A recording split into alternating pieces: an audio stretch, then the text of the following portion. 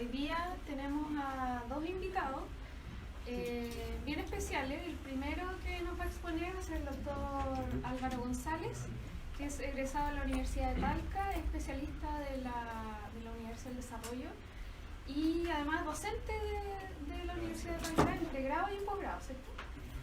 Y después de que nos exponga el doctor González, les vamos a dejar a la presidenta de la Sociedad de TTP2, la doctora María Mascareña, que es egresada de la Universidad de Concepción, especialista de la Universidad de Valparaíso y además es docente del CRAI en la Universidad de Concepción.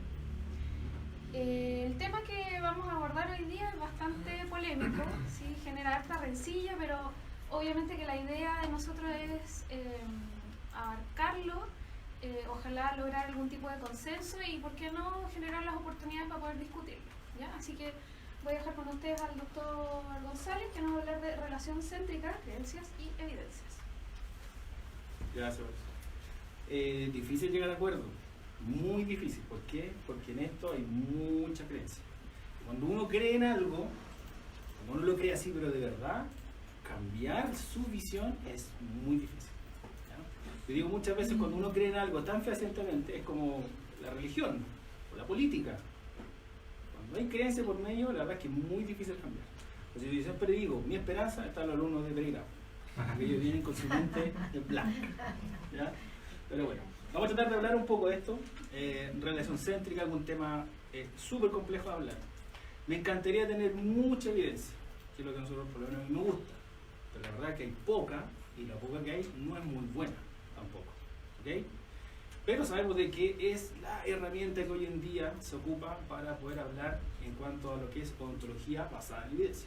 Por lo tanto, si bien los estudios les falta que sean mejor, etcétera, es la mejor herramienta que tenemos, ¿ya? Así que vamos a hablar un poco de creencia y algo de evidencia que encontré por ahí, ¿ya?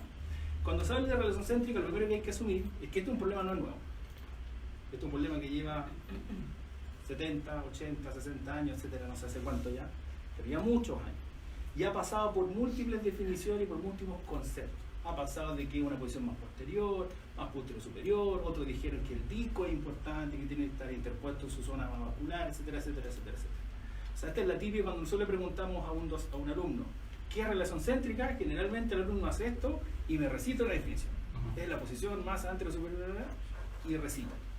Pero finalmente lo que necesitamos saber es si esto que está aquí, que es el concepto de relación céntrica, tiene una relevancia clínica o no, ¿ya? Lo del disco en el fondo es un tema para discutir, ¿ok? Pero en general se ha escrito que no posee una definición clara, hasta en teoría el 2017, ¿ya? Cuando vean ese QR, si ustedes gustan, toman su teléfono y les va a llevar directamente a la dirección oficial del artículo, ¿ya? Hasta el 2017, donde se publicó el glosario de términos en protodoxia. Aquí se hizo un estudio donde se realizó principalmente encuesta y donde se trató de llegar a un consenso. Esto fue publicado en el año 2017. ¿Okay? Y en el apartado que dice relación céntrica, la define como una relación maxilomandibular, ¿ya? Eso es importante, una relación maxilomandibular independiente del contacto dental, ¿ya? En que los cóndilos se articulan en la posición anterosuperior contra las pendientes posteriores de la eminencia articular. Eso ya lo habíamos escuchado alguna vez, ¿ya? O sea, al parecer el cóndilo debe ubicarse en una cierta posición con respecto a la eminencia. Perfecto. Lo importante o lo que resalto acá es que, por ejemplo, no hay mención del disco. Y eso es una cosa importante, porque la pregunta siempre era, bueno, pero hay mucha gente que es totalmente asintomática, que no tiene clic, y resulta que las resonancias sí tienen desplazamiento discal. Por lo tanto, no deberíamos asumir en esos pacientes que podemos lograr una relación céntrica, ¿okay? Entonces aquí ya se sacó un poco, al parecer, el concepto del disco. Otra cosa que es importante, que es una posición de referencia clínicamente útil y repetible. Que eso es muy útil para los clínicos, los ortodoncistas, los rehabilitadores, que necesitan partir de una posición. Esos son problemas reales, ¿okay? Entonces se describe que es una posición de referencia clínica útil y repetible. Perfecto. ¿Qué es lo que se describe históricamente que es la relación céntrica? Cuando se manipula esta mandíbula, se lleva a una posición de relación céntrica articular donde está centrada, respecto hacia la eminencia, etcétera, etcétera, etcétera, y yo llevo esa mandíbula a cierre, me voy a encontrar con un punto de contacto que se denomina contacto prematuro. Perfecto. Y a partir de este contacto prematuro, el paciente va a llegar hacia una MIC. Y ese movimiento generaría una hipertonicidad, una alteración, etcétera, de la musculatura.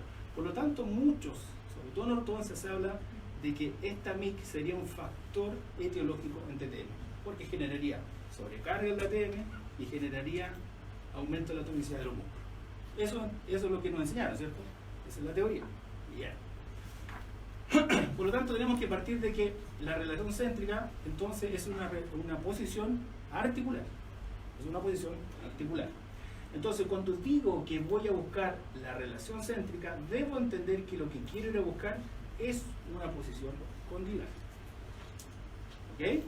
Cuando yo voy a llevar una mandíbula a relación céntrica, necesito ¿ya?, llevar ese cóndilo a una posición determinada.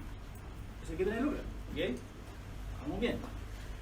Y a mí me gusta hacer esta analogía para poder un poco entender que no tiene mucha lógica esto que hacemos en odontología. Fíjense en esto.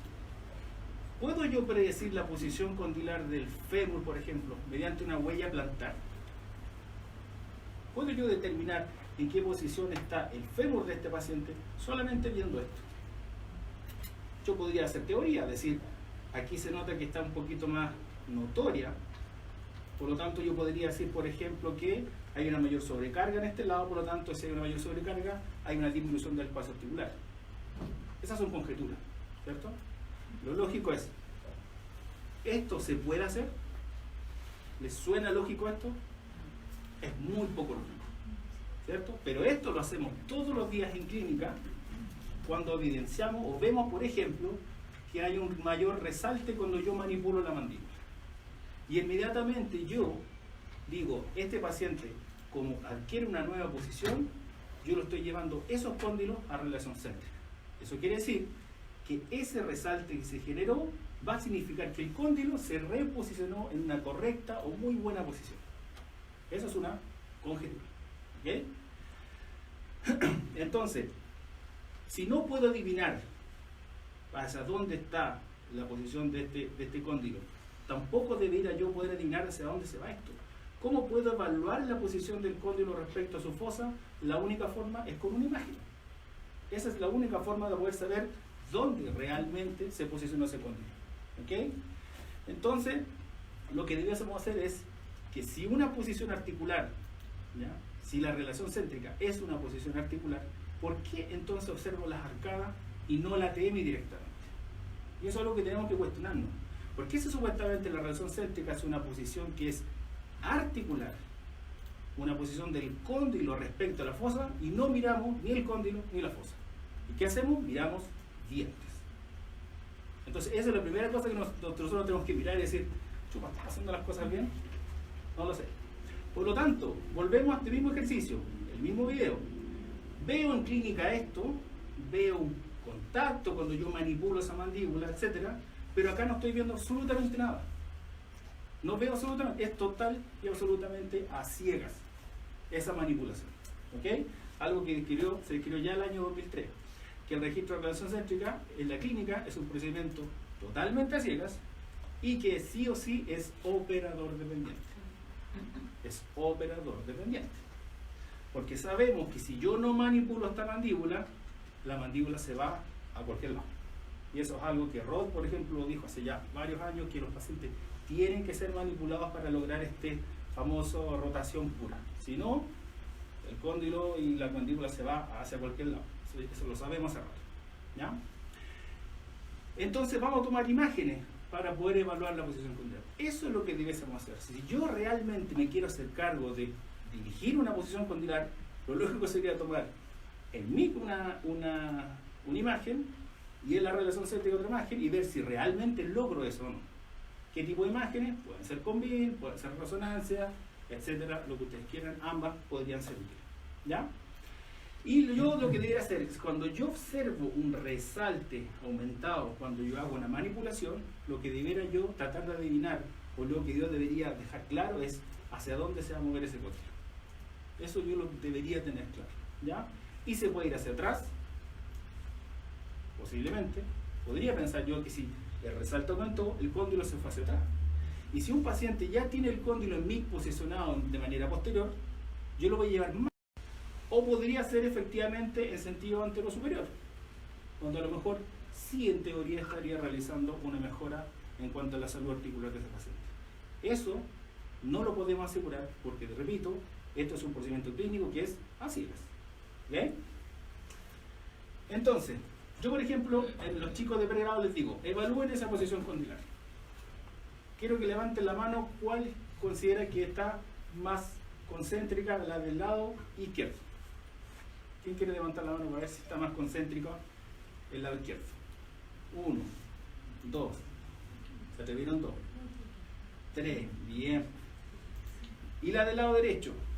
Si está más concéntrica que esta. ¿No? No. Pareciera ser que esa está un poco más posterior, ¿o no? Efectivamente. El problema está que es el mismo paciente. Y es la misma T. Entonces, el primer gran problema que tenemos cuando vamos a evaluar posición condilar es que se nos olvida que la posición condilar es tridimensional. Y no puedo evaluar posición condilar en una lámina bidimensional. Entonces, es uno de los primeros grandes problemas que tienen los estudios cuando van a evaluar posición condilar. ¿Ya? Hoy en día, claro, hay distintos métodos, IKEDA, no sé, etcétera, que tratan de un poco minimizar esto, pero siempre va a haber un rango de error en esto. ¿Ya? Y eso hay que tenerlo claro. Lo otro, muchas veces vemos cóndilos que se ven concéntricos, se ven en buena posición, esto es una reconstrucción panorámica de un comín, pero cuando vamos a ver el detalle de esos córteles, vemos patologías degenerativas súper avanzadas.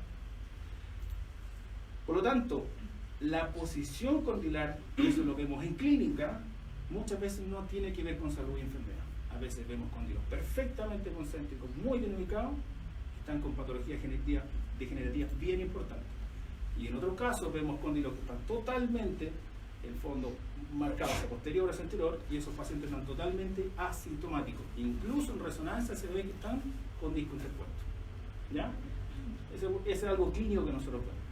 Entonces, una posición condilar más posterior o anterior, ¿es un indicativo de patología o de riesgo de patología? Es una muy buena pregunta, porque tenemos que partir de eso. Tenemos que partir si realmente esa concentricidad que tiene, realmente se repite en los pacientes sanos o no. ¿Ya? Vamos a ver qué empieza a encontrar. Primero, ¿una muestra de sujetos sanos presenta cóndilos concéntricos? Es una muy buena pregunta. Primero tengo que ver los pacientes sanos. Si se repite esto de que tienen cóndilos concéntricos o no. ¿Ya? Y en este estudio ya del año 93, donde se comparó registros con articuladores y registros con resonancia magnética. En general los estudios que yo coloco acá son de imágenes. No coloqué nada de CPI, porque lamentablemente en el fondo el CPI me mide no posición condilar, sino que el cambio o la variación de la posición de la mandíbula o de los dientes cuando están en relación céntrica y cuando están micro. Pero no me mide realmente en el fondo la posición condilar. Así que mi parámetro de evaluación va a ser imagen, porque eso voy a ver algún cambio real dentro del cóndilo y de la posición. ¿Ya? De una muestra de 28 pacientes sanos, la mitad presentaba cóndilos concéntricos y la otra mitad presentaba una posición distinta. ¿Ya? Se evaluó diferencia entre la relación céntrica que ellos describieron con lámina versus MIC. ¿Ya? Eso es lo que se hizo. Lo primero que le llama la atención es eso. O sea, en el fondo, la mitad de los pacientes sanos tienen los cóndilos puestos de manera concéntrica y la otra mitad no. Y este gráfico de la TM derecha, donde se ven concéntricos, y cómo es el registro en una posición retruida, en una oclusión céntrica, que sería MIC, y la relación céntrica. Y no hay gran diferencia en la pérdida o ganancia de concentricidad cuando estoy en MIC versus cuando estoy en una relación céntrica. No hay grandes variaciones en la posición condilar. ¿Okay? Entonces, en teoría, y esto mismo pasa en la articulación izquierda. ¿Qué me estaría diciendo un poco esto? Me estaría diciendo que cuando yo llevo un paciente a relación céntrica, al parecer el cambio de posición condilar no es tan grande. ¿Ya? Por lo tanto, esta cosa que yo hago con la mano es más bien un acto de fe. Es un acto de fe. ¿Okay? Yo creo que estoy logrando algo, pero los estudios con imagen me están diciendo que pareciera ser que no está logrando lo que usted quiere, doctor. ¿Ok? Vamos a ver otra cosa. Un cambio en la posición mandibular, que es lo que yo veo en clínica, que es lo que ve un clínico, un realizador, un ortodoncista, etc., genera un cambio de posición condilar de la misma magnitud. Eso quiere decir, si yo veo un resalte, una discrepancia de 2-3 milímetros, ¿eso se transfiere a la articulación? ¿Se transfiere a la posición condilar? Es una muy buena pregunta, ¿ya? Porque si se transfiere, ok, podríamos lograr cambios. Si no, hay que cuestionarse. Entonces, fíjense en esto, lo importante que hizo este estudio. Los articuladores sí muestran diferencias. O sea, los articuladores, cuando yo hago un CPI, etc., veo esas diferencias. Y los ortodoncistas ven esa diferencia de los diferencias de estos dos puntitos que se ven en el CPI, etc. ¿Ok? En cuanto a la posición mandibular, el problema está en que las resonancias mostraron que la posición condilar no se modificó en las posiciones RC, MIC y protrusión retruida. Y ahí uno empieza a quedar así como plomo.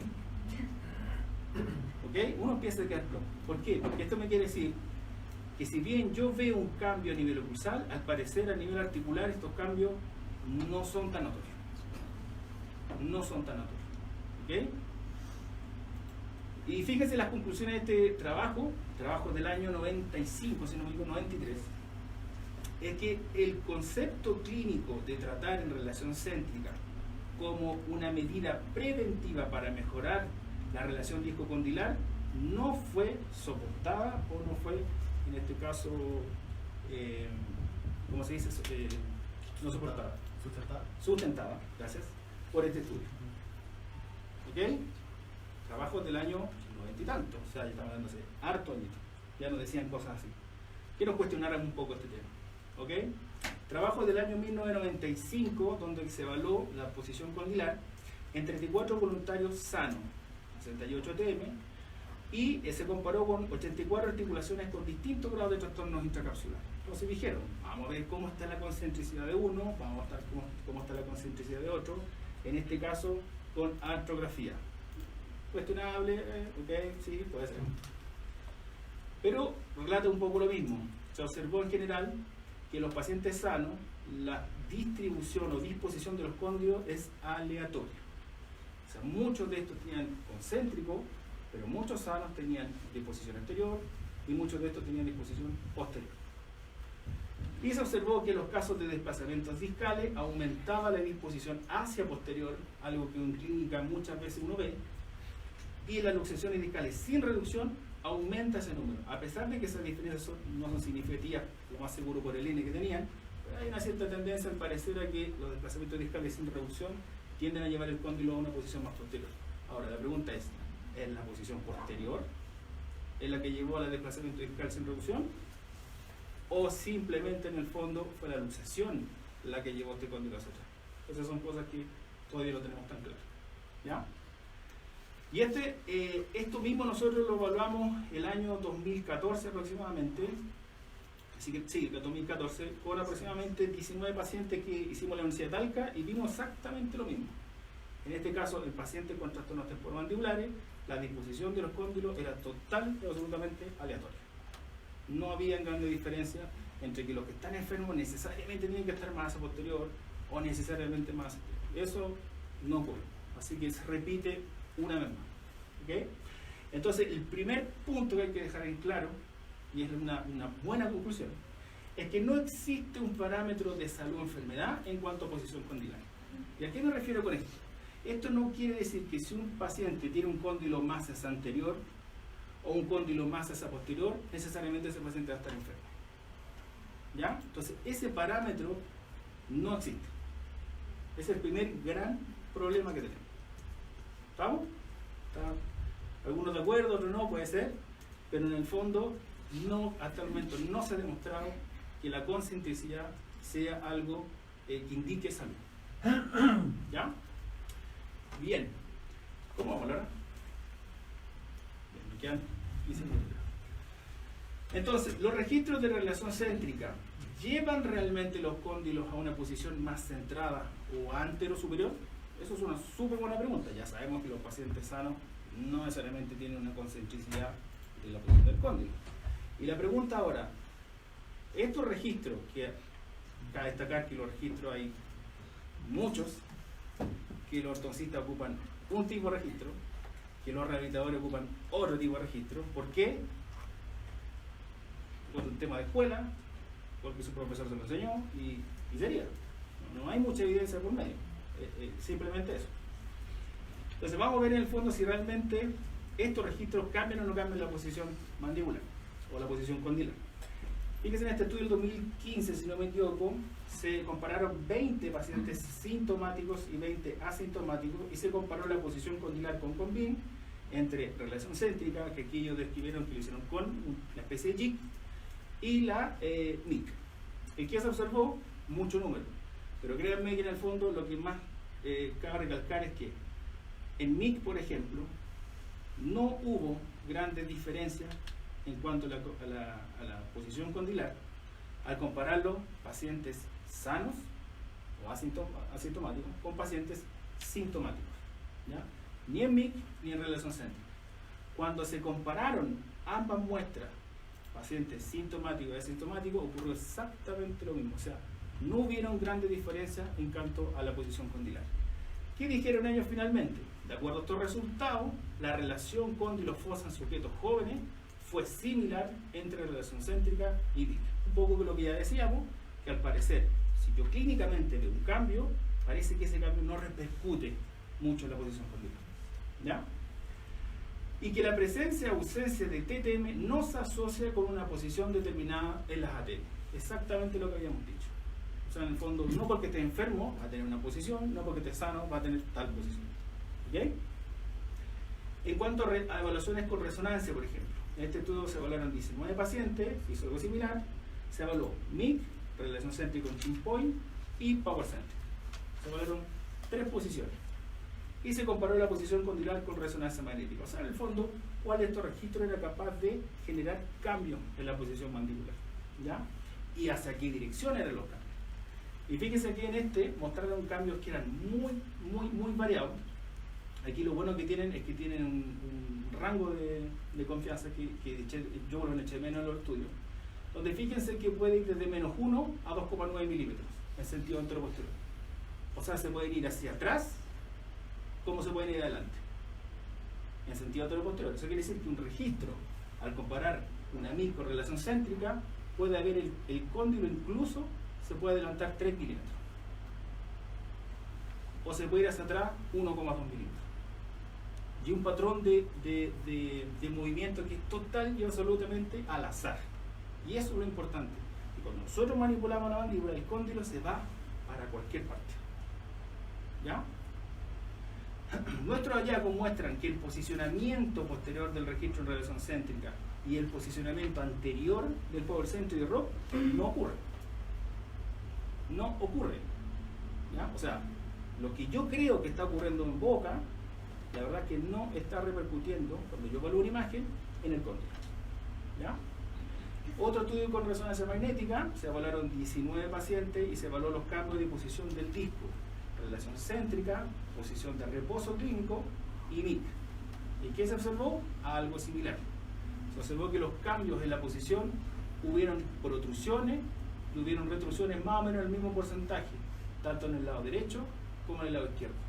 Se repite exactamente lo mismo. Cuando hago este registro, el cóndilo se va al azar. Se puede adelantar como se puede ir hacia atrás. Por lo tanto, no tenemos un control de hacia dónde llevamos ese cóndilo. ¿Okay? Este es otro método que ocuparon y muestra prácticamente lo mismo. Entonces, la segunda cosa que quiero recalcar en esto es que, como clínico, no tenemos el control de la dirección hacia la cual se mueve el cóndilo en un registro de relación céntrica. ¿Ya? Ese control nosotros no lo tenemos. Por lo tanto, cuando yo hago una técnica de registro de relación céntrica, no necesariamente voy a obtener la posición que yo quiero, porque es total y absolutamente al azar. Repito, el mover la mandíbula y llevarla hacia atrás y creer que estoy obteniendo una posición saludable, fisiológica, etc., es un acto de fe. Es un acto de fe. ¿Ok? Creencia. Entonces, fíjense en esto. La variabilidad de los registros refleja ¿qué cosa? una falta de precisión y de predictibilidad diagnóstica. O sea, obviamente, si es totalmente al hacer el resultado, esta herramienta diagnóstica pareciera ser que no es tan precisa. ¿Ya? Debido a que no estamos posicionando el cóndilo donde realmente creemos que estamos colocando el cóndilo, la significancia clínica de este tipo de registro debe al menos lo que deberíamos hacer es cuestionarla. Y en base a estos estudios, en base a esta evidencia, empezar a decir, chupa, ¿en realidad estaremos haciendo bien el trabajo? ¿Realmente esta posición que yo estoy logrando con mi RC, con mi PowerCentric o ChinPoint, realmente será más fisiológica? ¿Realmente estoy logrando esa posición más anterior o superior? Todo indicaría que no. ¿Okay? Por lo tanto, lo mínimo que debiésemos hacer nosotros, siguiendo esta evidencia, es por lo menos cuestionarla. ¿Okay? Esto ya es descrito desde, imagínense, del año 83 ya se describe que no existe relación entre posición condilar y predisposición a TTM, tanto en estudios o descripciones antiguas como nuevas. ¿Ya? Es algo que, y en general nosotros lo vemos en clínica, como le decía. Esto no es algo nuevo para nosotros. ¿Ya? Y Charles Green, este paper es muy bueno porque ve desde el punto de vista médico la justificación de hacer o no hacer cambios de posición mandibular. ¿Cuáles son los beneficios que obtiene el paciente cuando haga un cambio de la posición mandibular? Y lo que él describe, y yo por lo menos concuerdo con él, es que la evidencia clínica biológica es suficiente para rechazar la indicación de tratamiento en base a cambios de posición mandibular en los TTM. Porque hoy día vemos los TTM como una enfermedad con un curso natural que conocemos un poco mejor y donde parece ser que medidas básicas simples incluso son bastante buenas y predecibles. ¿Okay? Así que yo por lo menos concuerdo harto con él. ¿En qué puedo concluir? La relación céntrica es un concepto teórico basado en estudios de articuladores o localizadores de posición condilar. En general, así es como se describió y así como se creó en el fondo el concepto de relación céntrica. Y que no refleja necesariamente la posición real observada en los estudios imagenológicos. O sea, no hay aparece una congruencia entre lo que ve un articulador y lo que realmente pasa en la tela. Actualmente no existe un parámetro de salud o enfermedad objetivo en cuanto a posición condilar. Los tratamientos ortodónticos rehabilitadores en base a cambios de la posición mandibular no han demostrado ser más beneficiosos que los realizados en vitro. Y eso es algo también que sabe. O sea, no necesariamente eso va a ser más beneficioso. No se ha podido mostrar que realmente el paciente va a obtener un beneficio de ese cambio de posición mandibular. Por lo tanto, hay que cuestionar un poco eso. Por lo que es deber del clínico evaluar según costo-beneficio, que es sumamente importante esto, evaluar el costo-beneficio. ¿Cuál es el costo que conlleva cambiar una posición mandibular versus lo que realmente se va a beneficiar a ese paciente? Eso es lo que tienen que determinar y que deberíamos determinar los clínicos. En cuanto a la indicación de un cambio de posición mandibular durante el tratamiento, ya sea ortodóntico o rehabilitador, que es obviamente lo que más, es las dos disciplinas donde más se realiza. Y por su parte, los TTM pueden ser un factor que genera cambios en la posición condilar, y esto es algo que muchas veces no consideramos. Hay muchos pacientes que tienen cambios de la posición mandibular porque tienen TTM. ¿Ya? No es que la posición condilar generó TTM, sino al revés. Porque tiene un TTM, el paciente genera un cambio de posición mandibular. ¿Ya? Y que muchas veces ocurre en pacientes con retrodicitis o cambios de posición mandibular como las posiciones antiálgicas, etc. Eso también lo vemos aquí. Y por eso que los estudios de asociación muchas veces encuentran que hay asociación entre discrepancia entre relación céntrica y TTM o dolor articular. Así que hay que tener ojo en eso. ¿Ya? Los estudios de asociación son armas de doble filo. Solo para terminar, y 2 minutitos y con esto termino. Nosotros por lo menos en la Universidad de Talca ocupamos mucho esta pirámide, nos gusta muchísimo. Porque nosotros por lo menos en la universidad estamos muy adentro del carro de lo que es la odontología basada en la evidencia. Lamentablemente la oclusión está muy al debe, como disciplina muy al debe de esto. Porque la gran mayoría de sus conceptos se basa en lo que está acá, en la base de la pirámide, en opiniones de expertos, en general en mostraciones de series de casos, etc. Esos son los mayores niveles de evidencia con los que se desarrolla la disciplina de oclusión. Y veo que otras áreas, como cariología, veo otras áreas como implantología, veo otras áreas como periodoncia, endodoncia, están avanzando muy rápidamente gracias a estudios, los famosos ECA, o estudios controlados aleatorios, y que parece ser que nos hace mucha falta a nosotros. Y se nota en que las clases que a mí me hicieron son las mismas prácticamente que se están haciendo hoy en día en oclusión. O sea, no puede ser que en oclusión en 30 años no hayamos avanzado absolutamente nada y los conceptos sean exactamente los mismos. Y veo que en las otras disciplinas cambia totalmente. Y por eso a mí me gusta mucho cuando veo publicaciones como estas, donde veo el equipo de allá de la Universidad tal en cuanto a cardiología, y donde hicieron estudios controlados aleatorios, o sea, estamos hablando que estamos al tope de la evidencia, y ellos dicen, por ejemplo, este tipo de lesiones no hay que cavitarlas. Caries con cavidad. Eso para nosotros es una cuestión así como, para mí por lo menos, para mí esa es una clase 1 de Black así. Y a ojos cerrados. ¿Ya? Pero si seguimos basándonos en las cosas que hacemos clínicamente solamente porque las hacemos, nunca vamos a poder avanzar. Y por eso la evidencia es sumamente importante. ¿Ya? En cardiología, ¿qué hicieron? Este tipo de lesiones empezaron a sellarlas y se dieron cuenta que eran capaces de limitar la progresión de la enfermedad. ¿Para qué? Para evitar cosas clínicas como esta, donde vemos caries pequeñitas que a lo mejor sí podían haberse sellado, y que lo que hacemos nosotros como dentistas, hacemos cavidades. Eso es lo que no queremos. Queremos tomar buenas decisiones en base a la evidencia. Lamentablemente, en nuestra área hay poca evidencia, sobre todo en lo que tiene que ver con la oclusión. Pero estamos muy al debe. ¿Ya? Eso es lo que quería hablar. Y muchas gracias.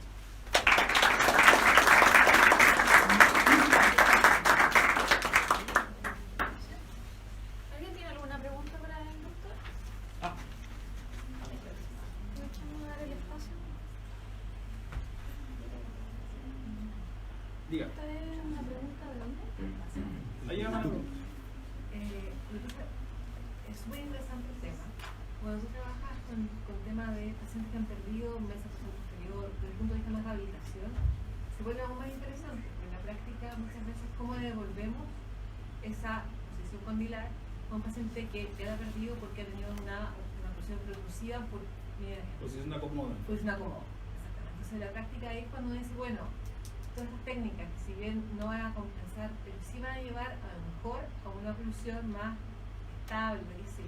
Entonces en la práctica ahí es cuando empieza con la discusión, porque efectivamente yo me acuerdo y seguramente muchos en que entre el contacto prematuro y el MIC, cuando el paciente es dentado completo, cuando hay una o dos pérdidas sedentarias, lo mismo, pero cuando tú tienes que llevar una posición rehabilitadora pensando en ese concepto, wow, ahí es como más... Estoy totalmente de acuerdo. De hecho, yo hago clases por la rehabilitación y eso es algo que conversamos muchas veces. O sea, yo entiendo el problema de un rehabilitador cuando quiere rehabilitar a un paciente y muerde vis a vis. Y tú dices, pero no tiene mesa cruzal posterior. Lo más seguro que esa MIC es de acomodo. ¿Ya? Pero ahí el tema es, cuando yo de programo, ¿voy a llevar a mi paciente a relación céntrica o estoy llevando la MIC que el paciente perdió? Ah, no, claro. Claro.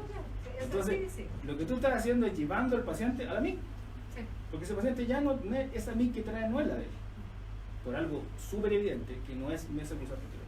Entonces tú puedes colocar un plano, lo que quieras, etcétera, etcétera. Ese paciente va a adquirir una posición más posterior. Pero eso en el fondo lo que tú estás haciendo es devolviendo la MIC. Y usted rehabilítelo ahí, haga lo que usted quiera. Perfecto. Lo que yo no puedo hacer es decir que esa posición que tú lograste va a ser más fisiológica. Ni yo debería decir que eso va a prevenir TTM porque lo llevaste a esa posición. No puedo hacer eso. Porque no tengo idea de lo que está pasando allá arriba. Vuelvo a insistir, esto es un acto de fe porque miro dientes suponiendo que allá arriba algo está pasando. Es así. Pero más accesible desde el punto de vista de la masticación y otros elementos. La masticación anterior tampoco. Ese es como un tema que hay que estudiar en la práctica también. Sí, porque hay pacientes que viven así toda su vida y jamás tienen problemas. Así de simple. El problema que es que nosotros, yo considero, colegas, que le hemos dado superpoderes a la oclusión que no tienen. Y que cada vez que nos vemos enfrentados a la evidencia, nos dice cada vez que los superpoderes que usted le está dando a la oclusión posiblemente no son tales. Entonces hay que empezar un poco a cuestionarse, mínimo cuestionarse si realmente esto es tan así. ¿No? Ahí atrás hay una... Dígame. En base entonces a lo que está diciendo, que en verdad relación céntrica es más que nada un concepto teórico, significa que entonces nunca llegaríamos a determinarlo. No lo sabemos, porque no lo evaluamos realmente. No lo evaluamos, entonces no podremos saber si realmente lo logramos, porque nunca realmente lo evaluamos. Nosotros, les insisto, vemos dientes, Claro. no vemos posiciones condilares. Entonces, Yo tengo una yo tengo la misma duda. Tengo una gran duda. ¿Cómo se hicieron los estudios radiográficos de resonancia tomando como posición inicial relación céntrica? ¿Cómo se determinó eso radiográficamente para posicionar y tomar las imágenes radiográficas de resonancia, de tal, Por ejemplo, tridimensional, lo que tú quieras? Pero ¿cómo se estabilizó la posición condilar? con Para, registro. para poder determinar qué será tu texto, porque si no, no tiene ninguna validez lo que dijiste. Claro, lo que hacen, por ejemplo, en el caso del Power Centric, tomaron el registro. Pero tomaron el partieron por registro, una posición dentaria. Por un registro. Sí, O manipulación. sea, a eso me refiero. Tal como se hace en la... A eso me refiero, claro, pero estamos tomando a partir de una posición dentaria un registro para testear una posición radiográfica. Ujú. ¿Sí? ¿Sí? ¿Verdad? O sea, estamos partiendo de una posición dentaria.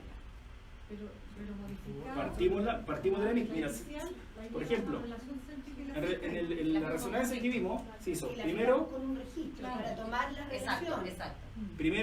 se hizo la resonancia en MIC, después se hizo la resonancia con Power Centric y después se hizo la resonancia con el registro de relación céntrica con un JIC. Entonces son 3 resonancias. Y se compararon cómo varió la posición de ese cóndilo. Y se vio que se iba para cualquier lado, era totalmente al azar.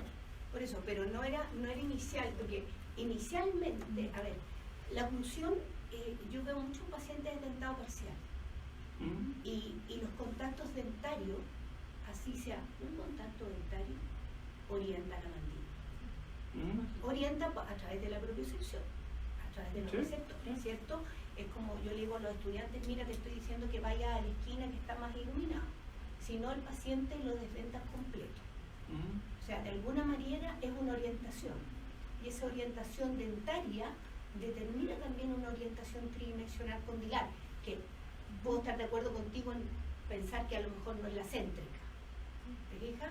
Pero de alguna manera los registros radiográficos dan cuenta de una posición dentaria para poder hacerlo, digamos.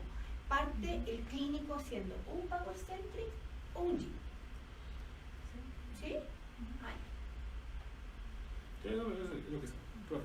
Doctor, lo felicito por la presentación. Gracias. Me gustaría que lo presentara en un congreso de ortodoncia. Sí. Créeme que lo ¿Le han dado la cabida para presentarlo ya, o no?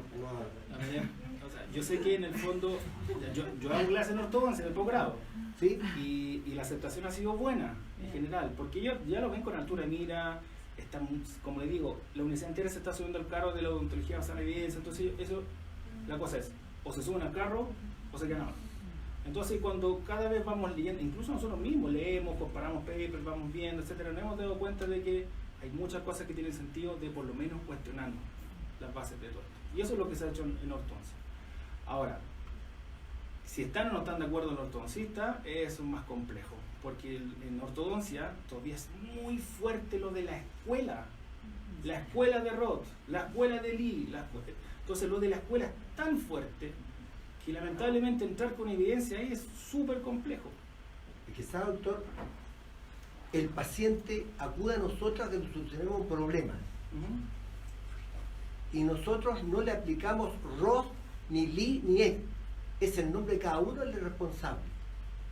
Y nuestros conocimientos a lo largo de los años, y digo los años porque soy un viejo, donde los conceptos han ido variando tremendamente, sin embargo creo que ahora están llegando a un punto. ¿Por qué lo digo así? En primer lugar, echo de menos la parte muscular. No hay ningún estudio muscular acá. Porque al dentista le gusta el tejido duro, el diente, el hueso. Pero no le enseñamos y no manejamos la parte muscular. Y ha sido el kinesiólogo que ha venido a meterse en nuestro campo y a enseñarnos o a competirnos, no sé. Eso no importa. Pero lo importante, doctor, es que esto de la dimensión vertical y la posición condilar es algo discutido mucho, hace muchos años. Yo como ortodoncista, me imagino, ¿sabe que soy ortodoncista? Tuve la suerte de acercarme a Riquet hace muchos años atrás. Y él hacía esa laminografía, etcétera, y después viajar y estar en su oficina en una estadía larga, y estar en el centro de Rocky Mountain Data, donde están todas las partes radiográficas. Y realmente, y ver cómo montar el articulador. Y por otro lado, el articulador será un articulador, pero es un elemento complementario, no reemplaza al ser humano. Y es muy difícil, salvo que se utilizara tecnología espacial, en que el ser humano está en los 3 sentidos del espacio, en todos los movimientos, ¿no es verdad? Vamos a lograr una cosa. Yo le digo que cuando vino Roth, yo asistí al primer curso. Allá me convidó a su curso. Asistí al primer segmento y me retiré. Porque no calzaba con mi mentalidad. No quiere decir que yo tenga la razón. ¿Ah? Pero lo que quiero decir es que, lamentablemente, los latinoamericanos tenemos que seguir una guía de un maestro, ¿ah? De un nombre. Yo trabajo en esta técnica y eso no viste a nadie. Nosotros acá en Chile, por ejemplo, mis profesores nos enseñaron lo de su época. Nosotros nos enseñaron lo de la época. Pero es importante ir mejorando y compitiendo y como usted me dice, cuestionándose las cosas. ¿Ah? Por eso esta parte por ejemplo, la resonancia magnética, Doc, también las imágenes nos llegan muy buenas. Exactamente. Nos llegan muy buenas. Yo he pedido y realmente al final me estoy quedando con una tomografía. ¿Se fija? Pero tiene que ser una tomografía axial, frontal y de todos los lados para tener claro. Cuando usted nos preguntó cuál era mejor, claro. Estamos mirando con un ojo así, la mitad de la cara del paciente o la mitad de la mandíbula. Por eso yo lo felicito porque esto realmente, Doc, esto debería usted difundirlo y sobre todo tener un apoyo clínico de su gente de todas las áreas, ya está Al-Qaeda, gente que lo quiera seguir donde sea, ¿no es cierto? Para plantearse eso. Sí, de hecho nosotros lo que queremos empezar a hacer es hacer estudios en el fondo justamente contra los laboratorios de buen nivel, donde tengamos grupo control. Lamentablemente los odontólogos muchas veces se basan en su experiencia clínica, pero hay una cosa que es súper importante, que nuestra experiencia clínica es relevante todo lo que tú quieras, pero no hay un grupo control. No hay un grupo control real donde yo pueda comparar si realmente mi terapia es la que generó el efecto o simplemente el curso natural de la enfermedad. Entonces eso es vital, hacer estudios controlados aleatorios. Y hacia claro, ese nivel de estudios que te queremos apuntar. Para terminar, una pequeña frase que... En la técnica de Ross, al paciente lo desprograman. Lo colocan en un plano. ¿Cuánto tiempo? Máximo 6 meses. Y después que el paciente tiene 6 meses en una hipotética posición de la razón céntrica, sacan el plano y le ponen los aparatos que mueven los dientes para cualquier lado. Exactamente. O sea, si sin ortodoncia se está moviendo todo, le sacan los aparatos y se... Entonces, por eso hay muchas cirugías, Doc. Hay muchas cirugías, técnicas de Ross, muchas cirugías. Y no solamente por la estética del paciente, es por estos problemas que no se pueden lograr. Doctor Díaz. Hola Álvaro. Hola, ¿cómo estás? Felicitaciones, yo concuerdo con el profe Pavich respecto a tu visión, ¿ya? Pero quedo preocupado por algo. Anoté varias cosas acá y no me gustaría, digamos, no mencionarlas. Por ejemplo, el tema de la odontología basada en la evidencia, la medicina basada en la evidencia, nos ha hecho ordenarnos y tener estudios más serios que nos den más responsabilidad frente a los pacientes. Pero tal como tú lo dijiste, en oclusión no existe el modelo experimental, ¿no es verdad?, que nos permita realizar estudios con la misma potencia, con la misma, digamos, base sólida. Y eso, no quisiera que en esta charla tuya tan buena quedara la sensación de que como que no hay, como que da lo mismo. Porque no hay. No, pero me gustaría de repente dar ese, oye, no hay, tenemos que preocuparnos más. Estás planteando un problema que nos estamos conscientes hace mucho rato, que la oclusión, digamos, no tiene evidencia. Pero no por eso, digamos, la oclusión o las inestabilidades oclusales que nosotros pudiésemos dejar y con la consecuencia en la posición articular, que quizás, como tú tienes razón, quizás dónde está, eso, ¿no es verdad? Esas inestabilidades oclusales, como se ha dado mucho andar, o no sé, cuando vino acá Benson, ¿no es verdad? Sacando contexto, él votó todos los articuladores con su nivel. Entonces, ¿Sirven o no sirven? Todo en su justa medida, y tú lo dijiste muy bien. Yo te diría que hay que hacer más énfasis en eso. Hay el ortodoncista, de repente le sirve al rehabilitador, de repente le sirve, pero eso no significa que sea una reproducción exacta de lo que estamos viendo en el paciente. No significa que la oclusión, por no tener los estudios de un modelo experimental sólido, da lo mismo y cae en el relativismo absoluto, ¿te fijas? Entonces esa cosa, Hay que tener... por último, para no alargarme demasiado, y todos estos conceptos que tú das, de verdad te refieres, y ahora quedó claro, de verdad, hacia una escuela ortodóntica bastante específica y bastante estricta y bastante talibán, si se quiere. Talibán, ¿no es verdad? Talibán. Que tiene que ver con algunos conceptos de natología que nosotros ya dejamos hace muchos años, que lo está retomando nuevamente. Se han como modernizado en el fondo. Claro, por lo tanto, a mí me gustaría, digamos, que estimularte, tal como dijo el programa, que sigas en esto, pero que dieras más énfasis en esos dos puntos, o sea, la oclusión, hay una serie de disciplinas o de áreas, digamos, de la ortodoncia o de rehabilitación oral que no necesariamente comulgan con todo eso que tú estás criticando y que muchas cosas compartimos. En general, cuando se habla de que la oclusión no tiene mucha relación con TTM, hay que tener ojo. En general, los estudios son de la oclusión natural, la oclusión que trae el paciente. Algo muy distinto es la oclusión que manipula el clínico. De eso no hay mucho. Así que yo, obviamente, mientras no hay evidencia, se sigue el criterio clínico. O sea, de esta pirámide, ¿cuál es lo más que hay? Criterio clínico, experiencia de experto. El lógico es, dejemos al paciente lo más estable posible. Es lógico. Si yo voy a rehabilitar a ese paciente, debo dejarlo lo más estable posible. Porque ya intervienen en esa oclusión. ¿Okay? En general, esos estudios son de oclusión natural, o sea, la oclusión que trae el paciente. Pero una vez que la modifico, yo como tratante me debo hacer cargo de esa oclusión. ¿Ya? Gracias. Mucho. Te felicito por tu presentación. Agradezco el esfuerzo de Talca. Fue duro. Concuerdo en gran medida con lo que tú dices. Tengo mi observación. Yo no creo en la manipulación, porque la manipulación es inducida, va a depender del operador. Tienen montones de variantes que no se consideran. Hay unos talibanes, yo los llamo talibanes, que hacen céntricas de fuerza. O sea, ellos le dicen al paciente que tiene que morder. Y más encima hacen el registro de esa persona. Aquí tiene que quedar. Y hasta el momento yo no sé si hay algún articulador que tenga fluido cartílago, si no, ya parece que no. Entonces parece que se ha tratado de inventar. Estoy trasladando el elemento, comparto con el profesor Pavich, que le damos por la noche, con el cual tenemos una trayectoria parecida de muchos años. El elemento activo del sistema nático son los músculos. La articulación y los dientes son pasivos. Son los músculos los que mueven. Y por último, doctor, yo creo profundamente en la estabilidad oclusal. Pero ¿sabe? Más creo en la oclusión natural que trae el individuo y que, pese a no estar inscrita en un esquema, en un diseño oclusal de mutuamente protegida, etc., es orgánica, nos genera patología. Y nosotros nos hemos comprado una tremenda pomada de gente que viene, nos dicta un curso o nos vende un libro y no hemos hecho un análisis. Esto es biológico, cada individuo tiene su respuesta.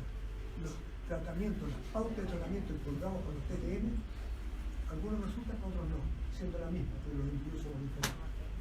Muchas gracias. El doctor no me contestó la parte muscular. ¿Por qué la dejó fuera? ¿No tiene importancia según usted o no ha avanzado todavía en su estudio? No, lo que pasa es que en el fondo... Lo que pasa en el fondo es que, por definición, la relación céntrica es una posición máximo-mandibular de estructura ósea. Entonces, y supuestamente la musculatura no tiene influencia en eso, porque la desprogramé, es casi como que la eliminé. De hecho, así se determina la relación céntrica. Tengo que eliminar esa engrama, por lo tanto, eliminar el factor músculo. Es que, ¿sabes? Perdón, no quiero que polemicemos, pero esa postura que tú estás planteando, en eso no estoy como muy de acuerdo. ¿En qué cosa? Por ejemplo, me tocó ver en Estados Unidos, en la oficina del doctor Eugene Williamson, que tiene una trayectoria importante, que una paciente adulta tuvo una fractura condilar y le tuvieron que extirpar el cóndilo. Y funcionó la mandíbula y se le formó un renedo de cóndilo.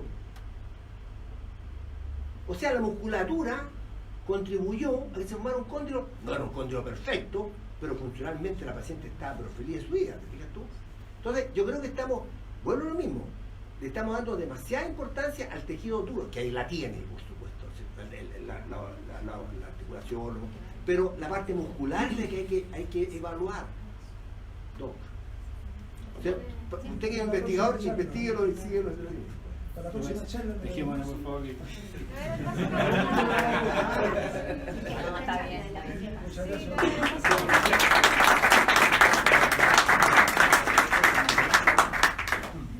Yo le voy a dejar el correo al doctor después para que todos le pregunten sobre relación céntrica. Bueno, yo voy a hacer la segunda parte, pero un poco más cortita, para que nos terminemos de comer los chocolates que hay afuera.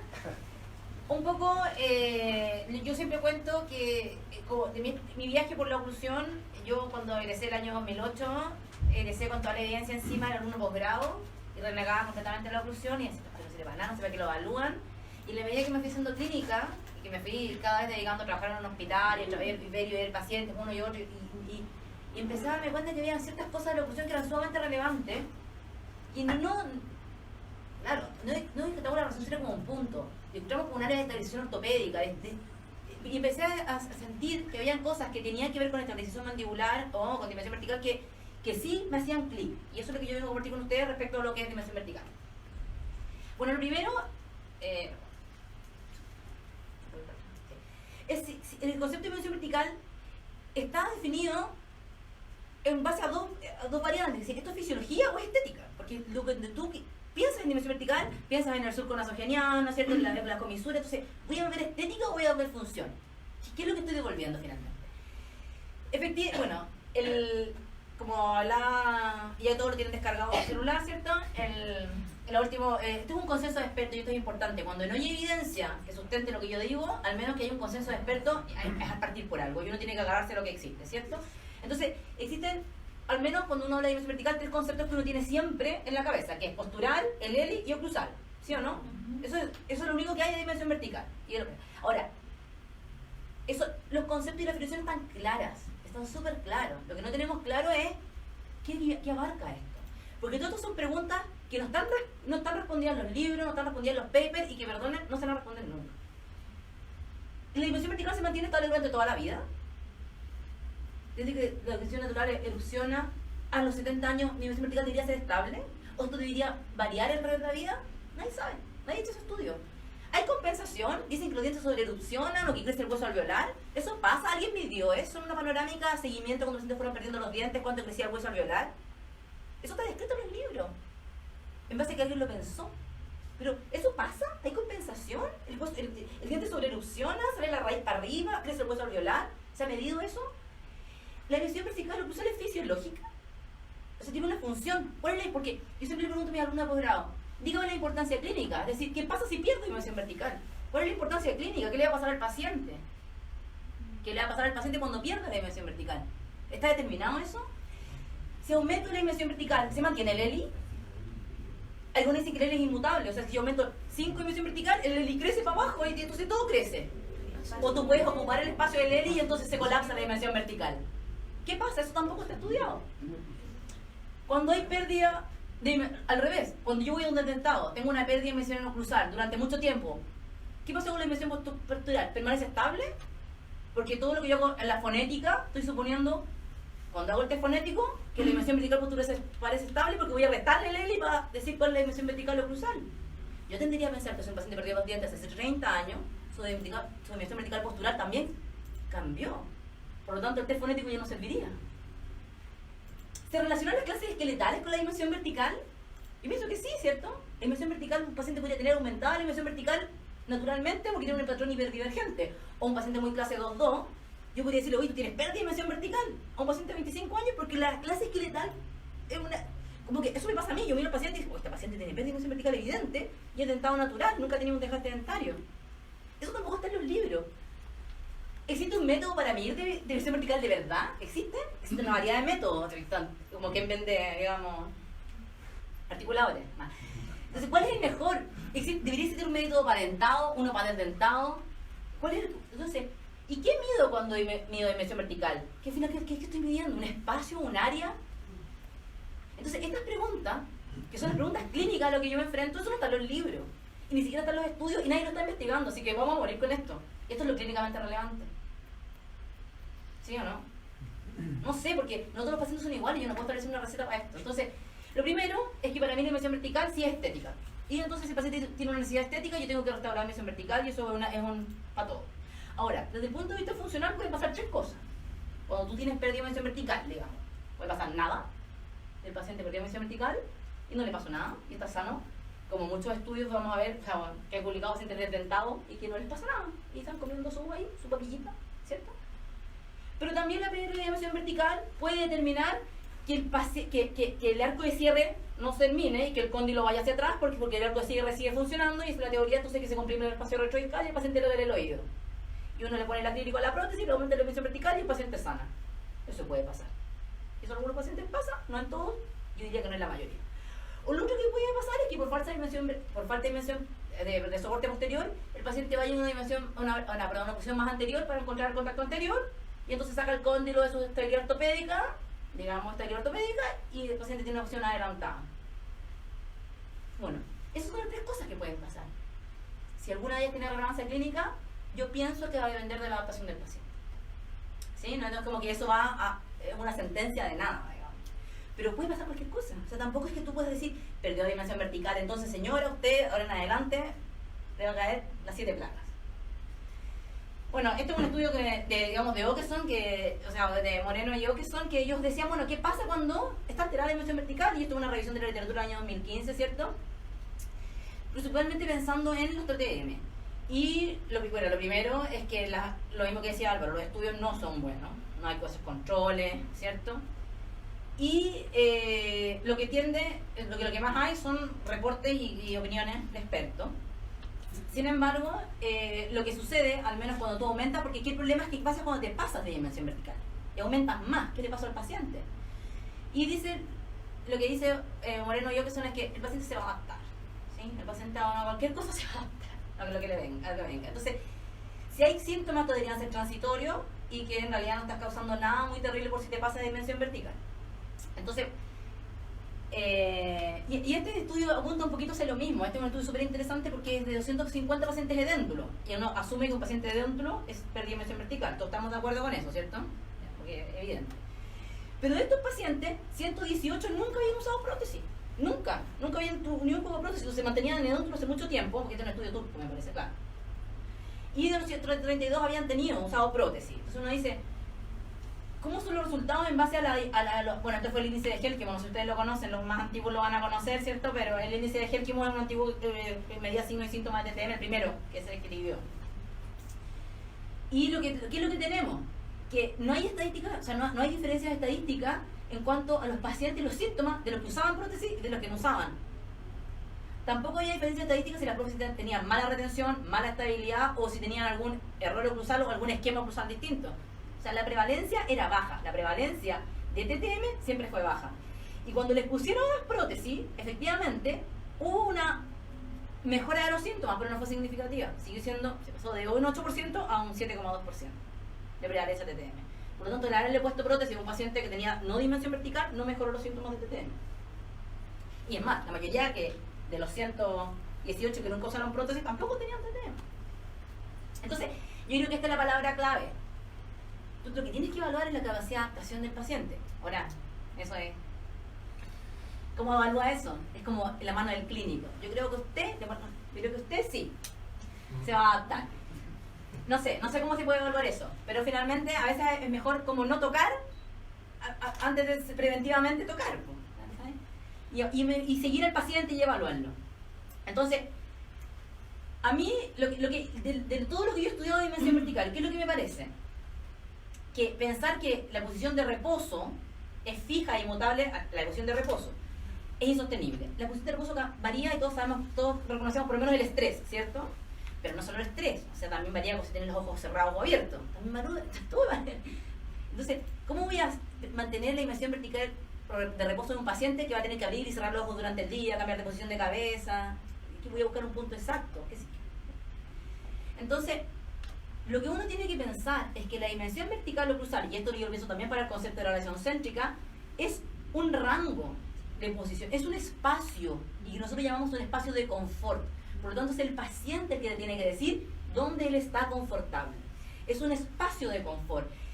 La dimensión vertical, nada médico es un punto, la temperatura normal no es un punto, la presión sanguínea no es un punto, nada es un punto, todos tenemos un rango de adaptación.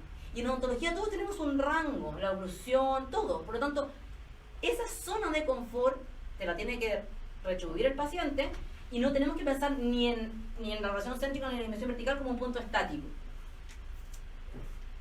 Perdón. Por lo tanto, este espacio, que para mí es lo importante, de verdad, es el espacio libre interoclusal. Este ELI está determinado por la dimensión vertical postural. Y sabemos que la dimensión vertical postural puede estar influenciada por el estrés, por las parafunciones, por la posición de la cabeza, por la posición de los ojos.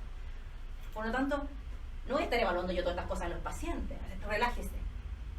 Hay gente que le dice relájese para tomar la dimensión vertical. Cuando el paciente todo el rato de la vida va a estar estresado. Pero las prótesis van a estar en posición relajada. Eso no tiene sentido. Háblele suave, que el paciente se relaje. Deja las prótesis así altas. Y todo el resto de la vida el paciente está estresado. O clonas todo el tiempo, pero no puede ser. Tú tienes que enfocarte en tu paciente y qué es lo mejor para ese paciente. Entonces el ELI, finalmente, es que para mí es lo importante desde el punto de la dimensión vertical, tiene que ser orientado al paciente y de lo que tú sí puedes evaluar. Ahora, ¿podemos los dentistas realmente saber si el ELI está aumentado o disminuido? ¿Nos podemos dar cuenta? Este es súper interesante y siempre lo muestro en todo el tema. Porque pareciera ser que si tú tienes la capacidad de determinar cuánta dimensión vertical ha perdido un paciente, finalmente es un juicio clínico, es tu ojo. Tú dices, oh, este paciente lo miro y tiene pérdida de dimensión vertical. U otro tú lo dices que tiene aumentada la dimensión vertical, pero es juicio clínico. Entonces uno dice, bueno, este estudio fue orientado a determinar la capacidad de los dentistas para discernir si el paciente había perdido o aumentado la dimensión vertical. Se pusieron la foto y digo, ¿usted qué cree? ¿Aumentó o perdió? Fueron 10 pacientes que fueron sometidos a overlay mandibulares de 3 a 5 milímetros y mostraban las fotos. ¿Cuál es el de 3? ¿Cuál es el de 5? Y se presentaron a 20 jueces que eran 20 rehabilitadores y 20 dentistas. Entonces, ¿qué es lo que tenemos acá? Estas son las fotos. ¿Cuál de ustedes creen que es el que tiene más dimensión vertical? Hay uno que tiene 0 y uno que tiene 5 milímetros. ¿Cuál es el cual? ¿Es su ojo capaz de discriminar 5 milímetros de aumento de dimensión vertical? Dígame, ¿cuál es el que tiene más dimensión vertical? Esto es juicio clínico. Es difícil, ¿cierto? Finalmente uno dice, bueno, ¿qué importa? No, el 2. Esto es difícil. Y lo importante es saber que uno mismo no está seguro. Entonces, cuando uno sentencia a un paciente que tiene pérdida de dimensión vertical y le voy a aumentar la dimensión vertical, es tu responsabilidad. Yo lo determiné. ¿Cierto? Cambia hasta la posición del cráneo. Una foto, no sé, debería estar estandarizada. El último que tiene más, el primero que tiene menos. Esta es la oclusión normal del paciente, es el que esos son increciendo. Es difícil, ¿no? Y está en tu mente finalmente. Y también está en tu parámetro estético. Porque a la rehabilitadora le encanta que esto esté súper largo. Así, entonces, como que tratado estilizado. Entonces, ese va a perseguir ese fin estético. Porque la dimensión vertical o cruzal es estética. Entonces, nadie pudo distinguir. Algunos alcanzaron hasta 3 milímetros, pero medidas menores a 3 milímetros no fue la mayoría no alcanzó a discriminar ni 5.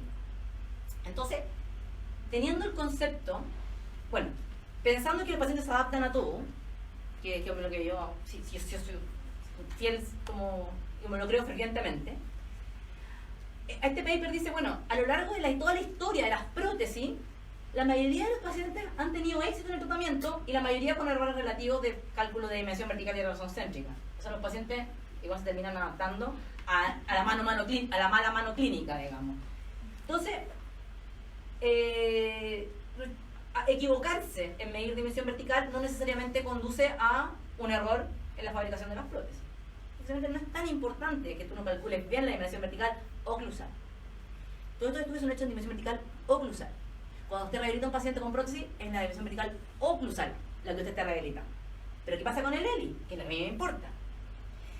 Ya sabemos lo que es el ELI. el ELI es realmente lo que importa desde el punto de vista fisiológico cuando yo trato a un paciente. ¿Por qué? Porque el ELI está determinado por la dimensión vertical postural. ¿Y qué es lo que yo termino viendo a diario en mi clínica y en mi hospital? ¿Y qué es lo que yo me encuentro siempre? Yo me encuentro con esto. Esto no es normal, nadie puede reírse así. ¿Sí? La gente no puede andar con los dientes juntos, eso no es normal. Eso significa que su dimensión vertical postural es igual a la dimensión vertical oclusal.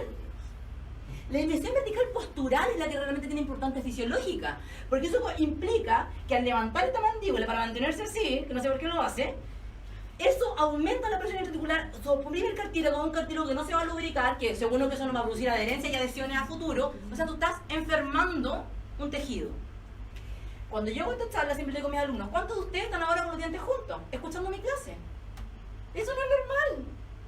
Mantener una dimensión vertical postural, o sea, oclusal, como postural, es patológico, se llama bruxismo en vigilia, ¿sí? Entonces, realmente de lo que nos tenemos que preocupar, porque pareciera ser que la oclusal todos nos adaptamos, la que nos tenemos que preocupar es la dimensión vertical postural, que nuestros pacientes respeten un ELI, ¿sí? Que se acostumbren a que el contacto dentario no es fisiológico y que ellos tienen que tener un espacio de 2 a 3 milímetros. Eso te lo pasaron en tercer año de la universidad, ¿sí? En tercero, pero nadie le dice al paciente, oiga, las prótesis no son para apretarlas, no son para que ustedes ande juntando, los dientes no son para morderlos, ¿sí? Usted no haga eso. Usted, lo que es realmente importante es que el paciente sea capaz de mantener la mayor parte del tiempo una dimensión vertical postural. A la oclusal se va a adaptar a cualquiera, pero la postural sin contacto dentario es la que, en mi experiencia clínica, mantiene la salud del sistema. Mantiene la salud del sistema. Músculos relajados, articulaciones sin carga, cartílagos lubricados. Es lo que, en mi experiencia, los pacientes mejoran la sintomatología cuando pasan de un cambio postural. Yo digo, esto es un cambio postural, es como andar derecho. Antes tú estabas acostumbrado a mantener los dientes en contacto, eso es incorrecto. Ahora tú tienes que relajar la mandíbula, tener un ELI y tener una presión distinta para estar masticando y para estar en reposo. Realmente este es el cambio, o sea, la que es realmente fisiológica es la postural. La oclusal para mí es estética. Y eso es, digamos, para mí eso es bruxismo en vigilia. Y así lo educo yo a mis pacientes. Entonces, hay muy pocos de estudios en cuál es la importancia de mantener una posición postural, de que esto, o sea, que esto está definido, digamos, que es un contacto que es no funcional, que no debería existir, y que esto no es nuestra responsabilidad. Yo siento que los clínicos tenemos que avanzar en enfocarnos más en la dimensión vertical postural y menos en la oclusal. Y enseñar a los pacientes, así como les enseño a lavarse los dientes, a tener una correcta posición de la mandíbula. Y la correcta posición de la mandíbula no está en sentido sagital, es que esto realmente sea un descenso mandibular, que respete un ELI. Eso era todo lo que tenía que decir.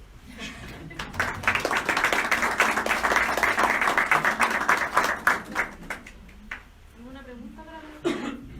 ¿Sabe, doctora?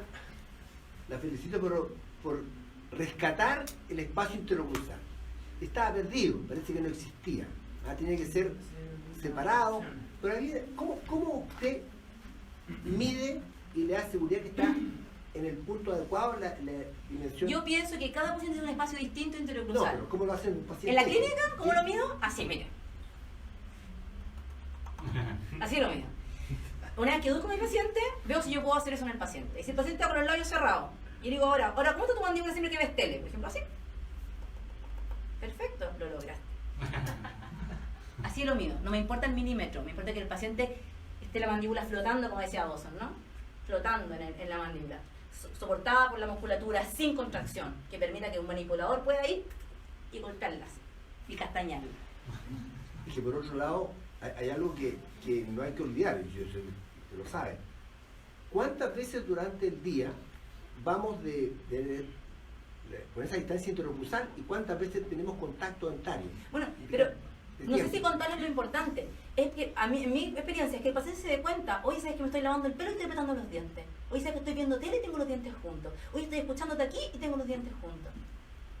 Entonces, ¿para qué nosotros no estudiamos la dimensión vertical postural si nunca le vamos a enseñar al paciente a respetarla? Y por ejemplo, cuando usted, supongamos que un paciente X, no voy a decir diagnóstico especial, pero confecciona un plano. ¿De qué manera al confeccionar un plano superior, usted está cumpliendo el objetivo del plano como elemento terapéutico o preventivo y mantiene a través del plano además el espacio interocruzal. Porque el plano le va a ocupar parte del espacio interocruzal, o todo, ¿no? Ya, pero es que yo creo que eso es una grieta que no está definida, porque necesitamos el espacio interocruzal cuando estamos durmiendo, no lo necesitamos, mucha gente duerme con la boca abierta, y eso es más del espacio interocruzal. O sea, yo creo que habría que establecer una hipótesis que no existe y estudiar esa hipótesis, porque no puedo basarme en un parámetro en el que no desconozco cuáles son los parámetros, digamos, las variables que voy a estudiar. Y quizá, doctora, perdóneme que diga otra cosa, para que el que le interese. Existe hace muchos años la kinesiografía y la electromiografía. Y la electromiografía está en las universidades, para pura investigación, y no está en las clínicas. Primera cosa, no está en las clínicas, como tal. Pero ¿a usted no le parece que si yo le digo que mi paciente pasó de no tener control de su dimensión vertical postural a estar castañando la mandíbula, no es suficiente parámetro? ¿Tendría que someter a ese paciente a una electromiografía para decir... Es que esta doctora, si quiere ser rígida como investigadora... No, esto es una versión clínica. Esto es clínico, sí, totalmente clínico. ¿Doctor Díaz? Oye, buen tema, María Paz, buen tema. Y tal como lo dijiste y lo que dijo Álvaro, hay falta rigor. Sí. Falta rigor para sacar conclusiones potentes, de nuevo. Pero dos observaciones que hemos leído durante el tiempo y que hemos visto en la clínica. El espacio de interlocución se recupera rápidamente, sobre todo cuando lo aumentas. Si uno lo ve pacientes operados con cirugía ortognática, rápidamente. O de repente, como decía el Bob Lee, decía, llevo 40 años aumentando de manera aguda dimensiones verticales, nunca tuvo ningún problema, qué sé yo, y generaba un espacio. Al parecer, digamos, Sí, y yo creo que el espacio se pierde no por la rehabilitación, no por la mano de un tercero, se pierde porque el paciente empieza a olvidar o nunca supo. Sí. Y respecto al otro comentario que tú hiciste, también hay que diferenciar el tipo de paciente. O sea, el paciente desdentado completo que tiene prótesis que se retiene muy mal, siempre va a andar con la así. Y eso por la necesidad de que las prótesis no se muevan necesariamente. Por lo tanto, ahí hay que hacer una diferencia. Y ahí la rehabilitación cumple un rol importante. Claro. Ahí, gracias. Yo lo que he visto, según la experiencia, he estado trabajando con microscopio en lo que es el funcionamiento en todos los movimientos funcionales que hace la mandíbula.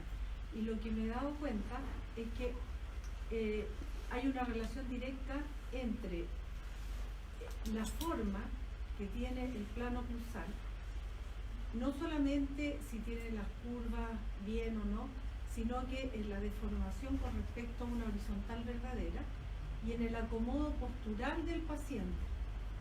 Entonces, por ejemplo, si tú te puedes quedar ahí en esa posición, si eso nos pasa a todos, no solamente a nosotros.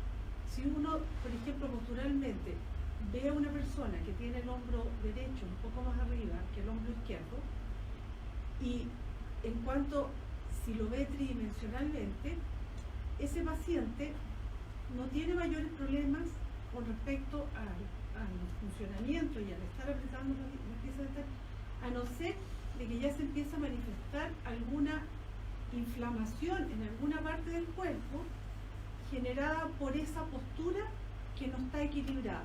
O sea, cuando uno ve una posición acomodada, va a tener siempre zonas en el cuerpo que van a estar más inflamadas que otras. Y eso tiene un límite de adaptación. Siempre. Cuando tú llegas a los límites de adaptación, que además se ven acelerados todos estos problemas cuando hay estrés, en ese momento el sistema neuromuscular cambia. Y si tú estás impedida para, por ejemplo, liberar tu hombro izquierdo, que está más comprimido, está más adelantado, y tú necesitas ese espacio, se va a generar una parafunción a nivel de tu mandíbula, porque a nivel articular, que es la primera articulación que empieza a modificarse debido a la erupción de las piezas dentarias y después a los cambios, y es la única que tiene la capacidad de remodelarse toda la vida. Bueno, sería interesante leer sus investigaciones, sí. Porque a mí lo que me parece es que cuando se hacen estudios posturales, esas teorías han caído totalmente. O sea, esas teorías han subido y han bajado. Hoy día están volviendo, por lo menos en Europa, a ser consideradas, porque ya ahora hay más evidencia, pues se está tomando al individuo como un todo, con lo que respecta a la O sea, lo que yo siento es que tú puedes caer en desadaptación por cualquier cosa, porque se te muere tu papá, exactamente, o cualquier cosa. exactamente. Y el tener una mala postura será como la escoliosis, digamos, al principio Sí. lo haces bien y después después ya no toleras más. Sí. Pero no sé si eso puede generar una mala función, quizás sí, pero también una mala función de pierna o Exactamente. de cualquier Pero área del cuerpo. El sistema neuromuscular es uno. Entonces, así como son descendentes los problemas, también son ascendentes. El problema es que no hay una integración aún entre los que... El problema es que ¿cómo tú determinas qué paciente y cuándo se va a desadaptar? Es que por eso que hoy día hay que profundizar un poco más en la evaluación y en el estudio. Es que yo creo que es peligroso lo que te está diciendo, porque si yo evalúo a ese paciente y entonces tendría que tratarlo preventivamente. Siempre y cuando tú en el momento en que o sea, primero tú lo evalúas, pero siempre que te llega a ti un paciente es porque ya está teniendo un síntoma, no te llega preventivamente. O sea, hay un síntoma que hace que llegue a uno. En ese momento... Yo creo que la mayoría de los especialistas, al menos, cuando llega un paciente con un síntoma, con lo que hacemos es suficiente, sin tocar la postura, para solucionar el para problema. ese síntoma. Pero tú no estás viendo si se sanó solamente de eso. O sea, tú estás abordando ese síntoma, Claro. ya, se solucionó. Pero al no estar evidenciando el resto, no estás no conoces si ese síntoma se traspasó hacia otro lugar. ¿Te fijas? Claro, pero Sí, yo sí. creo que eso en la medida que haya evidencia, yo creo que Sí. todos vamos a estar abiertos a hacer esas evaluaciones. Exactamente.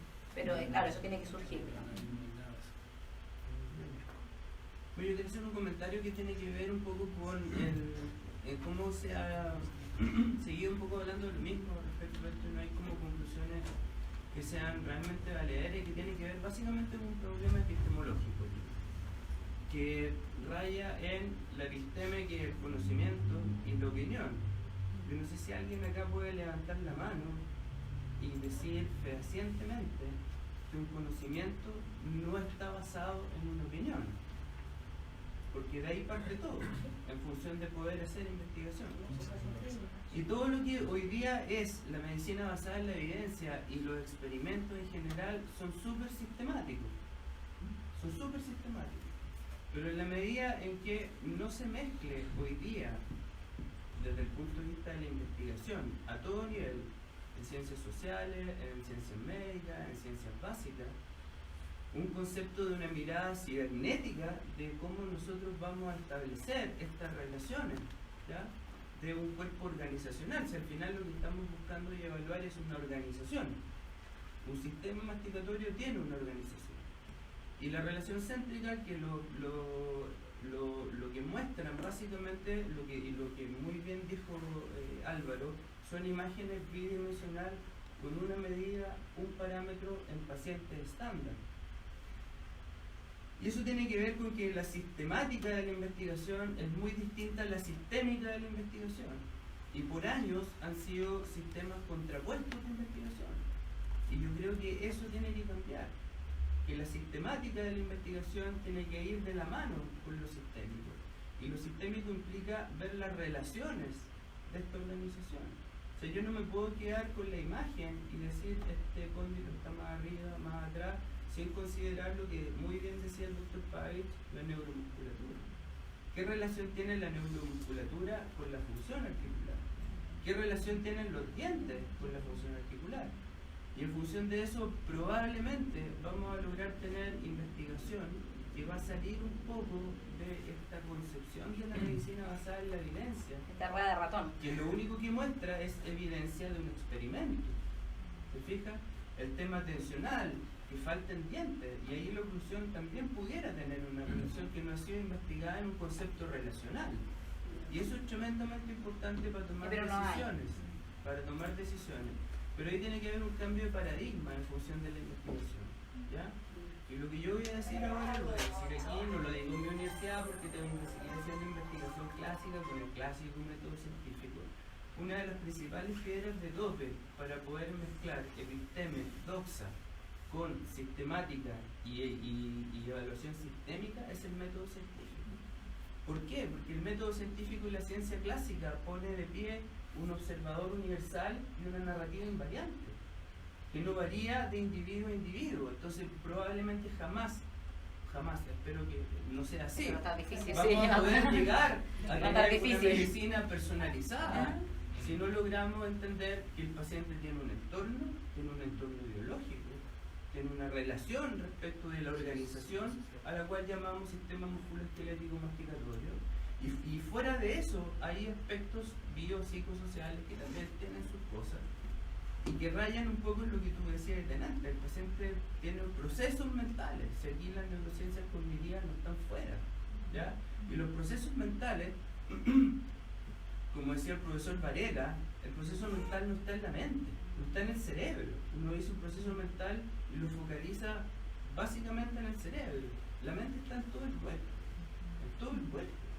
Por lo tanto, yo creo que los paradigmas de investigación clásica no nos están llevando a ninguna parte en función de tomar buenas decisiones de evaluación, de diagnósticos precisos. Al menos en esta área, digamos. Sí. Doctor Flores. Eso podría ser. Muy bien, doctor Almanzar. Después espero que sigamos conversando. Quería decirle solamente, yo quiero rescatar un poco relacionando a Álvaro y María Paz, a los cuales felicito a los dos. Álvaro, muy bien. Sí, yo también lo felicito. Yo me quiero quedar con conclusiones bastante más plásticas, como tú, María Paz y Álvaro, respecto a la rigidez de repente en la ontología, tener que escuchar un punto, una relación céntrica que en alguna época de la historia fue tatuada, ¿verdad? O sea, fue tatuada, que es muy importante escuchar esa historia, y muchas veces tal vez en nuestro medio hay especialistas con una experiencia y una sabiduría mejor que muchos de los que publican papers, y que a los cuales le creemos a pie juntillas muchas veces. Yo quiero rescatar en el concepto tridimensional que también hablaba Fernando, el concepto de centricidad, que me parece que es un concepto bastante más tolerante que de la época de Rodríguez,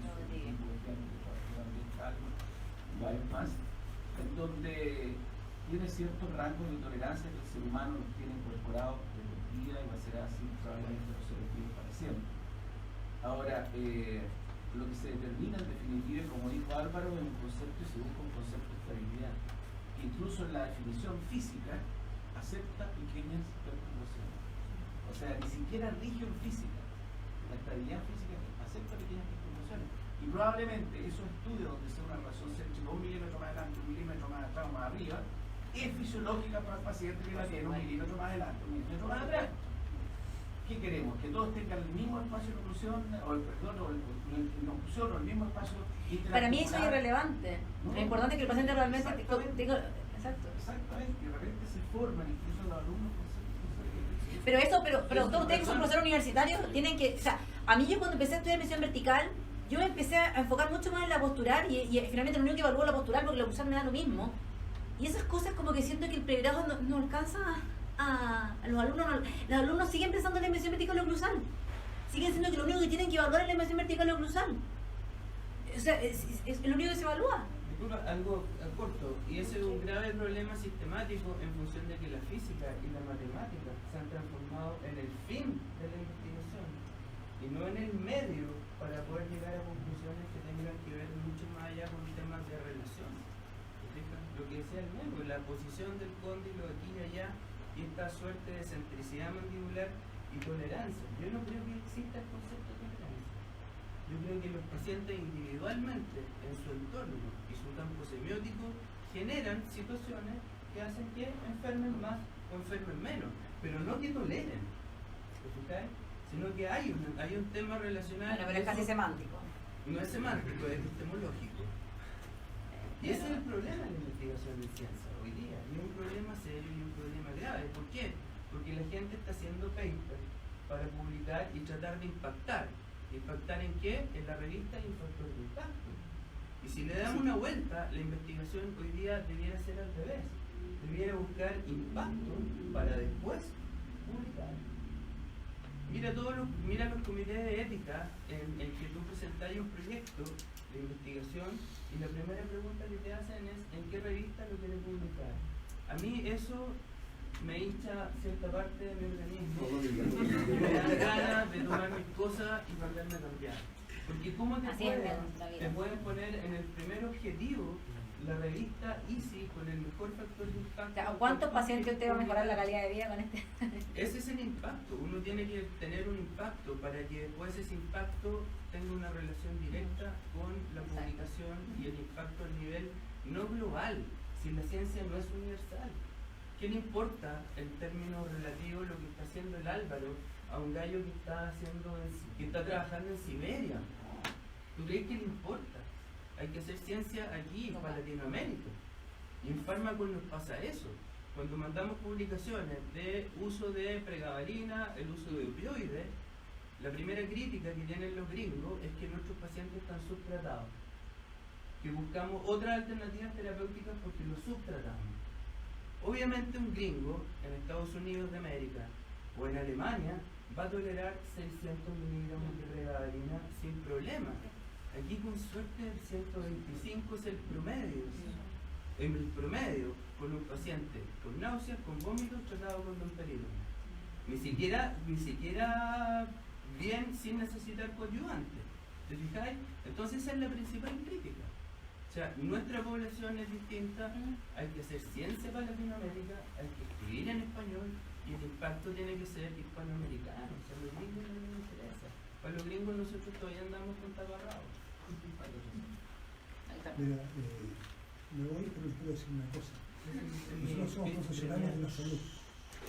¿Y salud cómo la define la OMS? Con estado de bienestar, equilibrio físico, psíquico y social. Y nosotros somos mecanicistas. Miramos cómo tocan los dientes, esta es la articulación. No consideramos para nada el componente de lo bio, lo psico y lo social integrado. Cuando recuperemos eso, vamos a hacer mejor medicina oral, que es lo que hacemos. Muchas gracias. Perdón, para mí el concepto de modelo biopsicosocial tiene un grave problema cuando sacó lo bio de la medicina. Pero eso viene del ángulo, eso viene del CAR. ¿Qué es la semana? Démosle un aplauso, por favor, a la otra.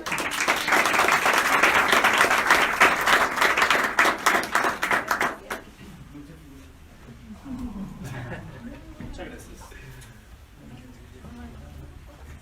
Esto es una técnica que hago yo, así. Sí, por favor.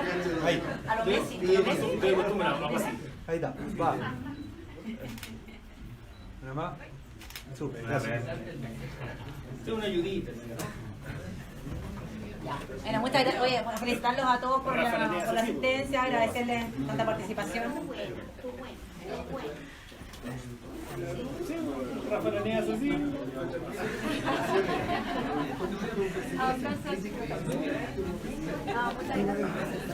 gracias.